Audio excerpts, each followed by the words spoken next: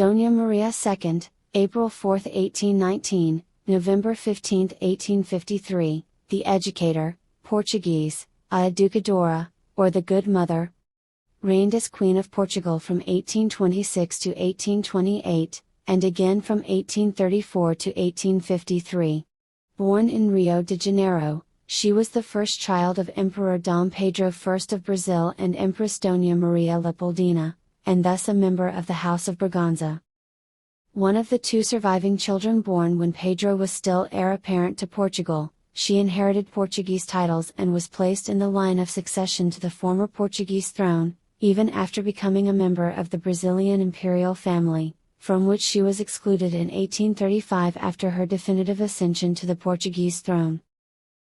Maria II was born Maria de Gloria Joana Carlota Leopoldina de Cruz Francisca Xavier de Paula Isadora Michaela Gabriela Rafaela Gonzaga on April 4, 1819 in the Palace of São Cristóvão in Rio de Janeiro, Kingdom of Brazil. She was the eldest daughter of Prince Dom Pedro de Alcântara, future King of Portugal as Pedro IV and first Emperor of Brazil as Pedro I, and his first wife Dona Maria Leopoldina, née Archduchess Caroline Josepha Leopoldini of Austria, herself a daughter of Francis II, Holy Roman Emperor. She was titled Princess of Beira upon her birth. Born in Brazil, Maria was the only European monarch to have been born outside of Europe, though she was still born in Portuguese territory. The death of Maria's grandfather, King Dom João VI, in March 1826 sparked a succession crisis in Portugal. The king had a male heir, Dom Pedro, but Pedro had proclaimed the independence of Brazil in 1822 with himself as emperor. The late king also had a younger son, Infante Dom Miguel, but he was exiled to Austria after leading a number of revolutions against his father and his liberal regime. Before his death, the king had nominated his favorite daughter, Dona Isabel Maria, to serve as regent until the legitimate heir returned to the kingdom. But he had failed to specify which of his sons was the legitimate heir, the liberal Emperor Dom Pedro I or the absolutist, exiled Miguel.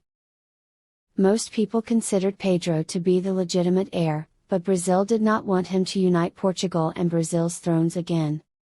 Aware that his brother's supporters were ready to bring Miguel back and put him on the throne, Pedro decided for a more consensual option. He would renounce his claim to the Portuguese throne in favor of his daughter Maria, who was only 7 years old.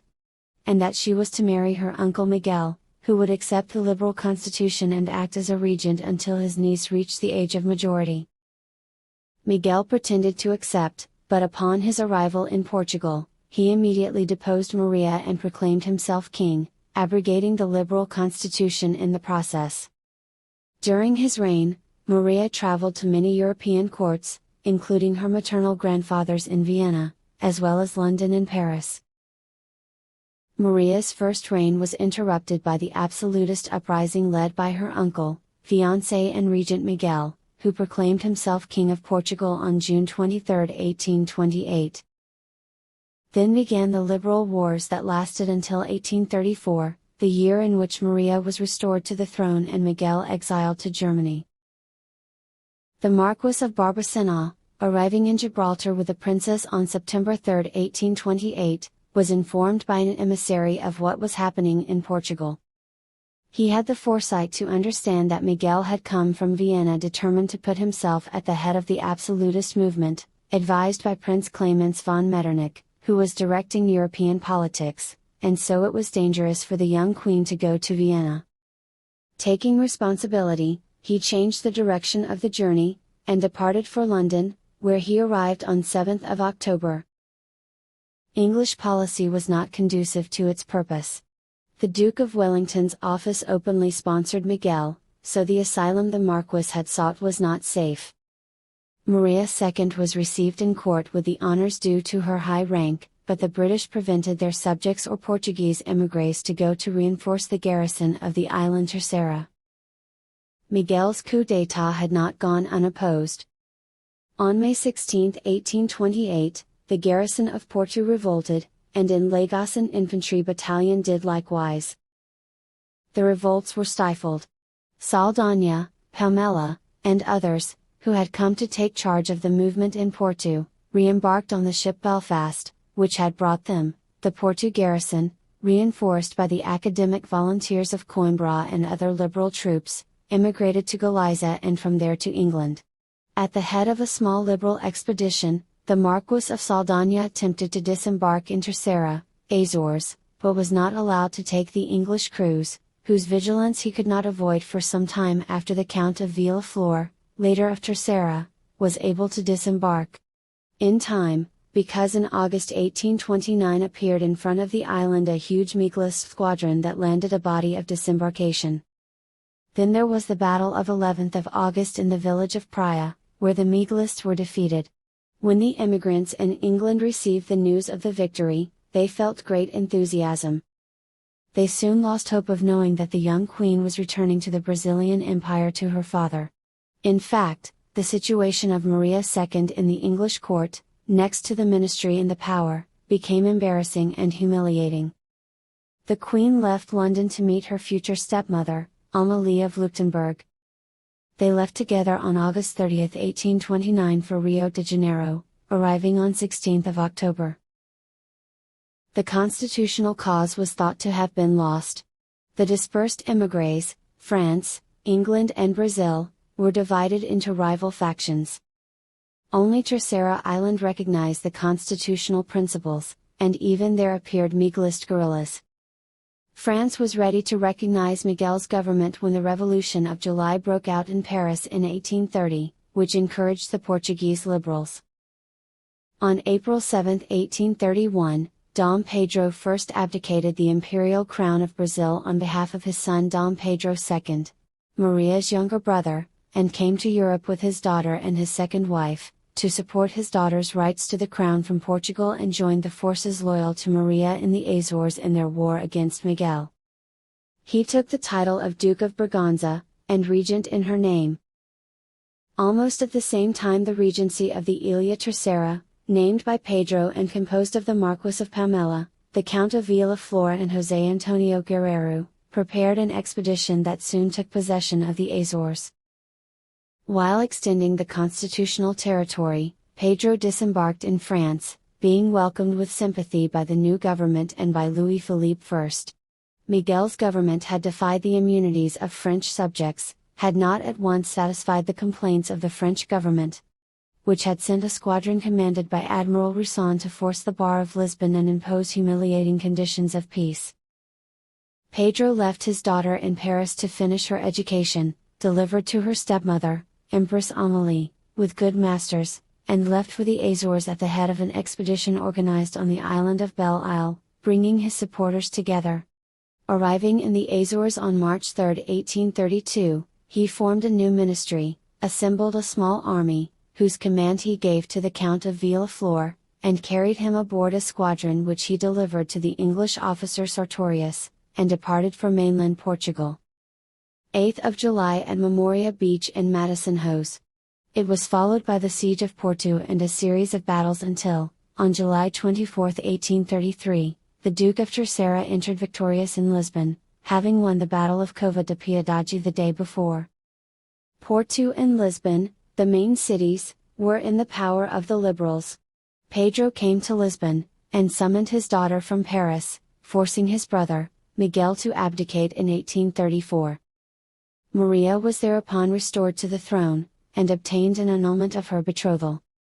Soon after her restoration to the throne, her father died from tuberculosis.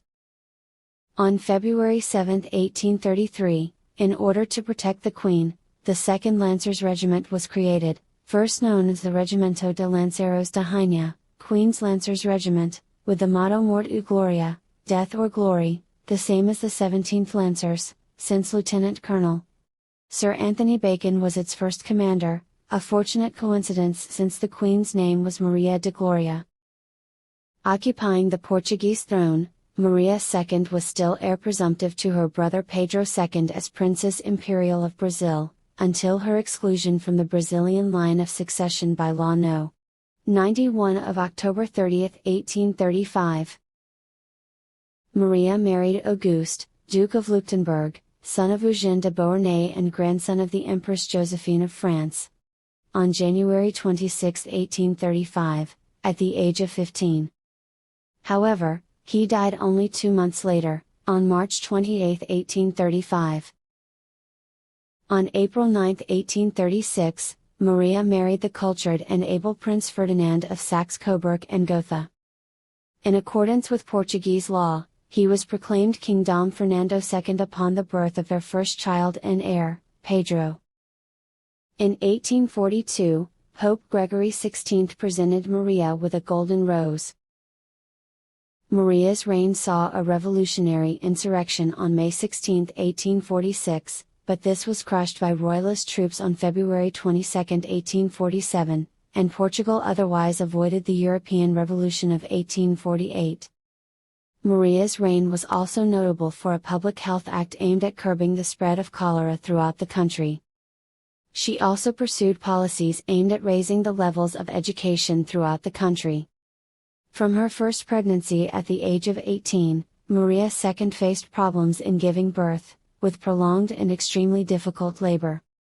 An example of this was her third gestation, whose labor lasted 32 hours, after which a girl was baptized in articulum mortis with the name of Maria, 1840.